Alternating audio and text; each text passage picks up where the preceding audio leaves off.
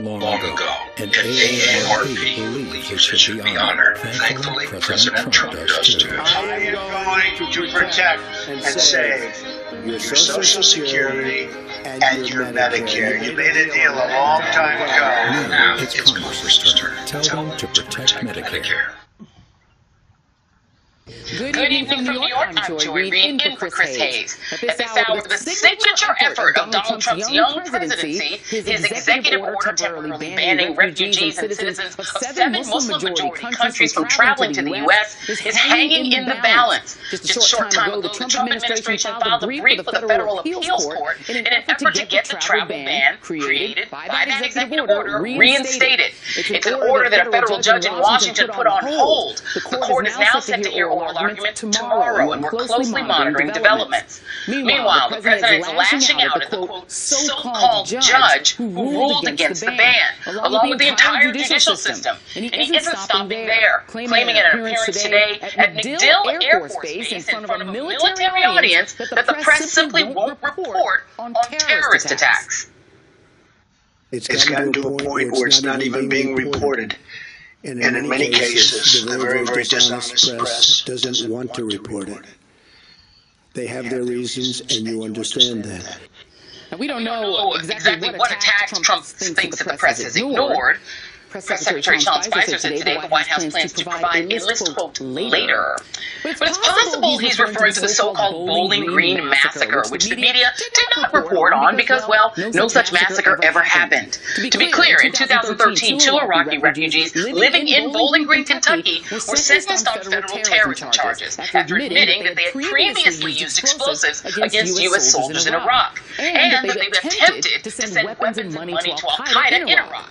But they were not accused of being part of or planning any attack on U.S. soil. There simply was no massacre in Bowling Green. Counsel to the President Kellyanne Conway raised the specter of the so-called Bowling Green massacre in a Thursday interview right here on MSNBC with our own Chris Matthews. Then, when the opprobrium and ridicule poured in, she claimed that she misspoke. But we now know that she had used the phrase before. Last Sunday, Conway brought up, quote, the masterminds behind the Bowling Green massacre in an interview with Cosmopolitan magazine. And on the same day, she incorrectly described what she called the Bowling Green attack in an interview with entertainment site TMZ. There were 2 Iraqis who came here, radicalized, joined ISIS, and then were the masterminds behind the Bowling Green attack on our brave soldiers. Meanwhile, Spicer claimed today that the protest against Trump's executive order, which rose organically across the country almost immediately after the ban was announced, were not organic at all. Do you sense that there's an organized pushback and people are being paid to protest? Oh, absolutely. I mean, protesting has become a profession now. They have a right to do that, don't get me wrong, but I think that we need to call it what it is. It's not these organic uprisings that we've seen through the last several decades. The Tea Party was a very organic movement. This has become a very paid, AstroTurf type movement. Quite a leading question there. There's no evidence to support that claim, of course, but a lack of evidence doesn't seem to much matter to the Trump administration. Vice President Mike Pence today said it would be his honor to lead an investigation into widespread voter fraud, which the president claims kept him from winning the popular vote, but which is not an actual thing that happened in the real world. President Trump is also claiming that polls that show disapproval for him or his agenda simply aren't true.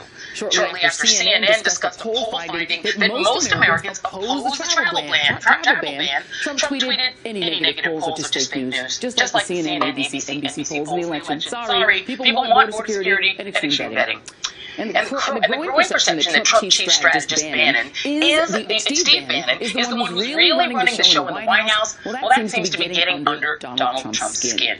After the New York Times reported that Trump was not fully briefed on the details of the executive order that he signed giving Bannon, the chief strategist, a seat on the National Security Council, and Saturday Night Live showed Bannon in the form of the Grim Reaper taking the main desk while Trump sits down at a kiddie desk in the Oval Office. Our own Joe Scarborough suggested this morning that perhaps Bannon is the one who's calling all the shots in the White House, and less than an hour later, Trump tweeted, I call my own shots, largely based on an accumulation of data, and everyone knows it. Some fake news media in order to marginalize lies.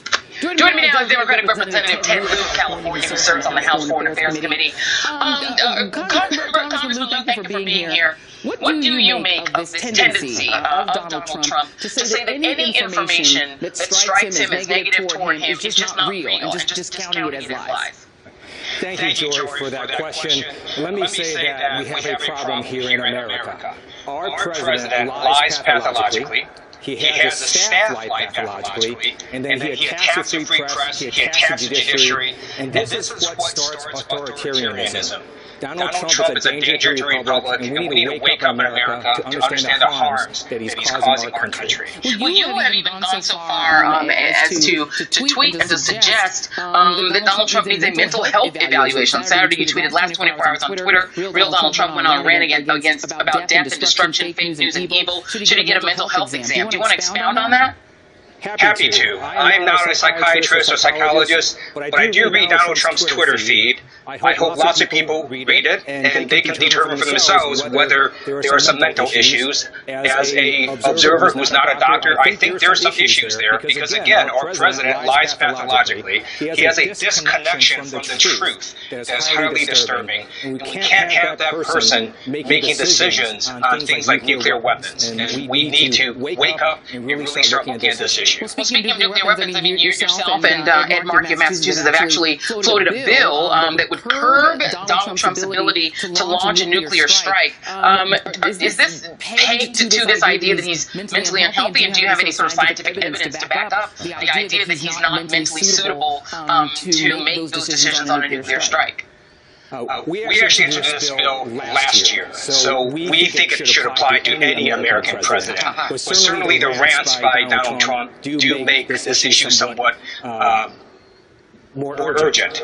What the issue is right now one person can destroy the whole world. The president. He can launch 4,000 nuclear weapons with no checks or balances from the judiciary or the Congress. We think the framers of the Constitution never would have allowed that. That's why our bill, which has now been endorsed by New York Times, says that the president first needs to get a declaration of war from Congress before launching a nuclear first strike. Got it. And Representative Lieu, one of the things that's fascinated me about watching this Congress is the clear discomfort of Republicans, of your colleagues on the other side of the aisle, with any criticism of Donald Trump, even when he says something that directly contradicts all of the past held positions of the Republican Party on Russia, particularly on Russia, but really on anything. Do you, behind the scenes, are your colleagues on the other side of the aisle voicing any problem with this? Are they as sort of freaked out by some of the things that he does as Democrats are?